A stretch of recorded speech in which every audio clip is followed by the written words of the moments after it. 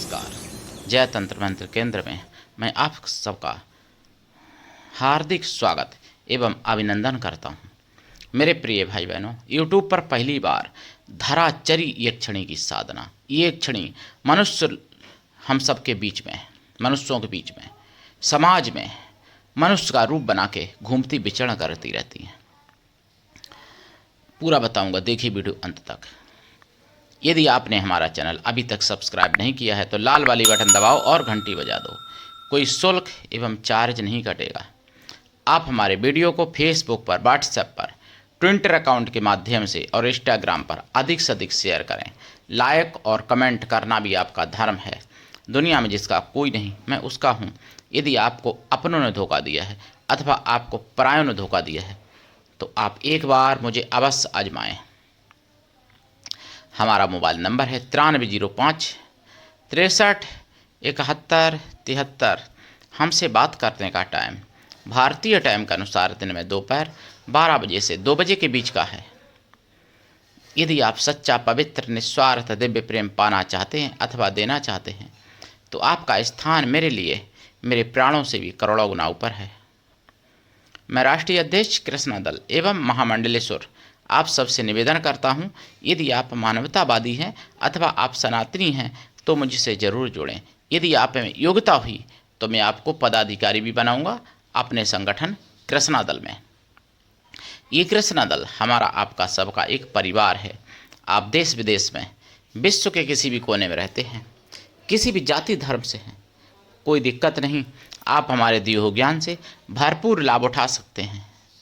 मेरे प्रिय भाई बहनों, धराचरी यक्षिणी, उसके बारे में पहले मैं एक सत्य घटना एवं सत्य कथा बता दूं आपको।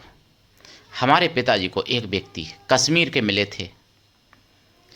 कश्मीर के तो बता रहे थे कि कश्मीर पूरी भाई हर जगह तो केसर होती नहीं है। कश्मीर तो एक प्रदेश है ना, जम्मू कश्मीर। तो वो जो थे उनके मसूर खेत में हुई थी, बता रहे थे। जो बता रहे थे उनके भाई के साथ, मतलब उनके रिश्ते में, दूर के रिश्ते में भाई थे, उनके साथ ऐसी घटना हुई थी। उनके खेत में मसूर थी और मसूर काट काट के उन्होंने इकट्ठी लगाई थी। बहुत ढेर लगा लिया था ऊंचा। तब तक आंधी आई तो वो अपनी मसूर संभालने लगे। ढेर मसूर ऊंचा था, लेकिन एक स्त्री आई और स्त्री ने कहा कि मैं तुमसे प्रेम करती हूँ और आप भी मुझसे प्रेम करो। और ढेर इतना लंबा ऊंचा था कि मनुष्य कितना भी लंबा हो लेकिन उनको नहीं छू सकता था। लेकिन वो ज़मीन ही पे खड़े होकर के और उनको मसूर ऊपर लगाने के लिए पकड़ाने लगी। देखा ज़मीन बहुत नीचे थी। समझ गए कि कोई ये मनुष्य तो नहीं है, कोई अन्य स्त्री है। तो वो जो स्त्रियां होती हैं धराचरी यक्षिणी, वो सिर में अपने कंघी रखती हैं, कंघी टाइप की कुछ लगाई थी। तो वो उन्होंने उनकी छीन ली, कंघी टाइप की जो थी पकड़ा रही थी, तो उनको सिर से वो निकाल ली। अब वो उन्होंने बहुत मांगी, उन्होंने नहीं दी। उन्होंने कहा जब आप हमसे प्रेम ही करना है तो फिर इसका क्या करोगी, हम आपको नहीं देंगे। ले आए घर पर उस स्त्री को। तो उसने, स्त्री ने हाँ, खेत में चारों और लोगों को, जो और चारों तरफ मसूर थी, वो भी ला ला के उसने पकड़ा दी उनको। और बहुत ज़्यादा उनके खेत में ढेर लग गया। बहुत बहुत दूर से ले आई वो मसूर और पकड़ाती रही। तो घर पर ले आए उस स्त्री को।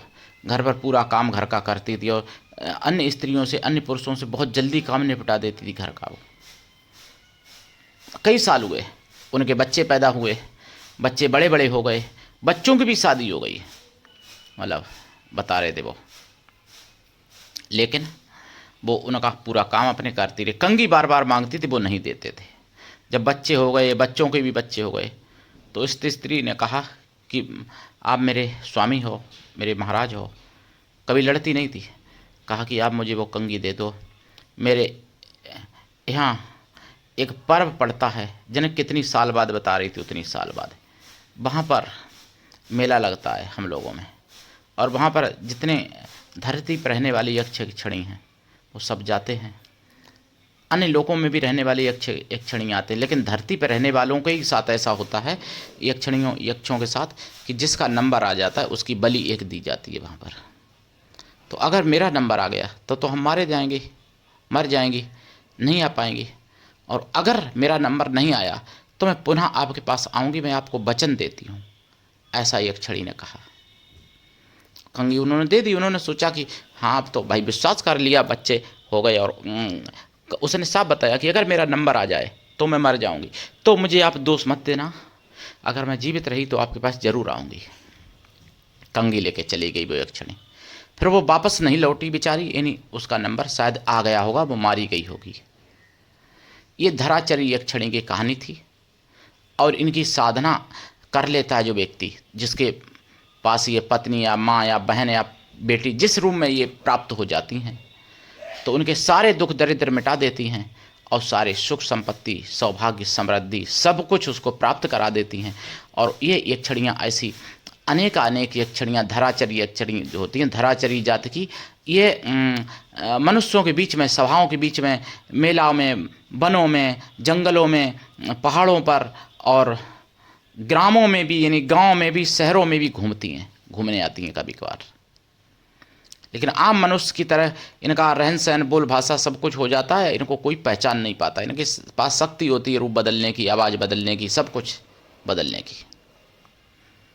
तो ये सत्य घटना है जो मैंने आपको बताई है। अब मैं आपको कुछ ज़रूरी बात बताना चाहता हूँ।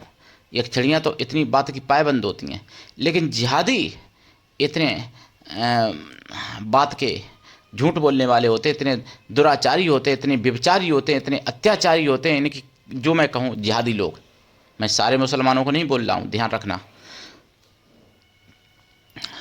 मैंने सुना सुदर्शन चैनल पर, जनमत में सुना, और 12 अगस्त 2025 में सुना। पहले तो मैं सुन ही चुका था नूह की घटना, लेकिन अब फिर नूह की घटना आ गई है मेवात की। हरियाणा और राजस्थान के बॉर्डर पर बहुत ज़्यादा हिंदुओं को घायल किया गया। 7 हिंदू हरियाणा के घायल हुए हैं गंभीर रूप से, और कई गाड़ियां तोड़ दी गई हिंदुओं की, मुसलमानों ने तोड़ी हैं, कई गाड़ियां तोड़ दी, कईयों को चोटें आई हैं, लेकिन 7 लोग गंभीर रूप से घायल हुए हैं हरियाणा के हिंदू लोग।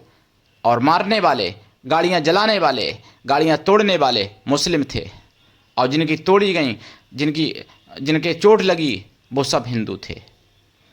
ऐसा सुदर्शन चैनल पर मैंने जनमत में सुना है।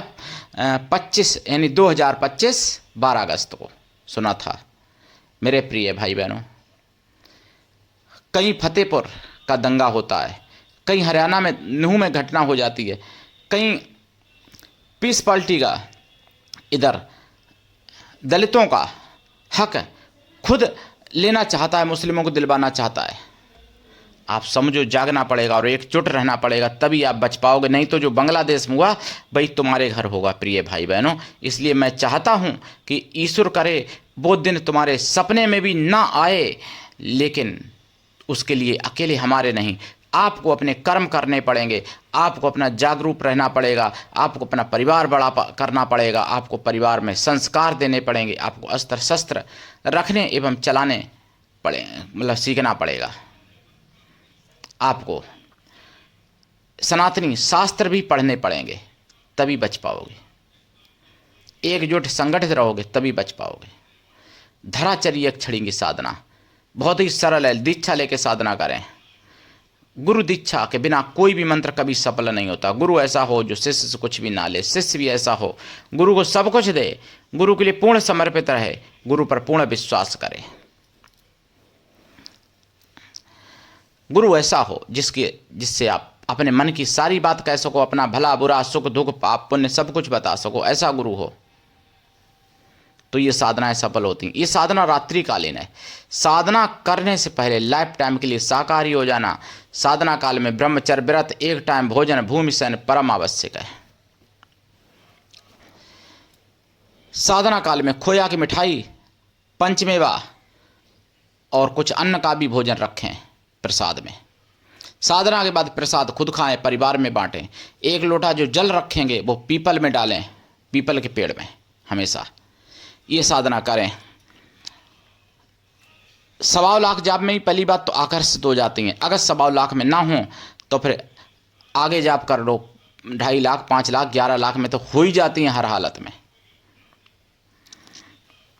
1 या 2 या 10 भी आ सकती हैं धराचरी जाति की यक्षणियाँ। उनको आपके ऊपर है, आप कौन से रिश्ते में स्वीकार करते हो। सुंदर भी बहुत होती हैं, लेकिन वो आम आदमी की तरह, आम मनुष्यों की तरह आती हैं, आम मनुष्यों की तरह आपके साथ रहेंगी, आम मनुष्यों की तरह समाज में व्यवहार भी करेंगी। जहाँ आपका व्यवहार होगा, जिससे मित्रता होगी आपकी, उससे मित्रता का व्यवहार होगा उनका। जिससे शत्रुता आपकी होगी, उससे शत्रुता का व्यवहार होगा आपसे, आपकी तरफ से उनका, यक्षणियों का। तो साधना करके लाभ उठा सकते हैं। इसमें आपको आसन लाल या पीला, माला लाल चंदन या रुद्राक्ष, लाल हकीक या सफ़ेद हकीक या स्फटिक या मोती या सफ़ेद चंदन जाप करें। देसी घी का दीपक जलेगा। साधना करें। साधना से आप धराचरी यक्षणियों को, कई यक्षणियों को अपने बस में कर सकते हैं। अगर एक हो गई तो आपका काम बन जाएगा, और कई हो गई तो फिर आप राजा हो ही। तो करिए साधना, लाभ उठाइए। पूरे यूट्यूब पर खंगाल लीजिए साधना, अभी तक किसी ने नहीं डाली है। मुगलिया शासन नष्ट हो गई थी। धराचरी जाति की यक्षणियों के नाम के बारे में भी कोई नहीं जानता। धराचरी नाम कोई जानता भी नहीं है अभी तक, जो आज मैं बता रहा हूँ आपको। जबकि धराचरी यक्षणी तंत्र शास्त्र तक हुआ करता था मुगलिया शासन में, जो नष्ट कर दिया गया, जला दिया गया, जिसमें 50,000 पेज थे। मतलब 5-5 हज़ार पेज के 10 भाग हुआ करते थे। 50,000 पेज का था इतना मोटा ग्रंथ। मेरे प्रिय भाई बहनों, आप करिए साधना, लाभ उठाइए। और आप सबका चैनल, इसलिए इसको आगे बढ़ाइए। जागते रहिए और दूसरों को जगाइए। आप सबकी आवाज़, यानी सनातन धर्म की आवाज़, इसलिए आप सबकी आवाज़, इसलिए जन जन तक पहुंचाइए। आज के लिए इतना ही। धन्यवाद। जय श्री राम। हर हर महादेव। वंदे मातरम। जय सनातन। जय हिंदू राष्ट्र।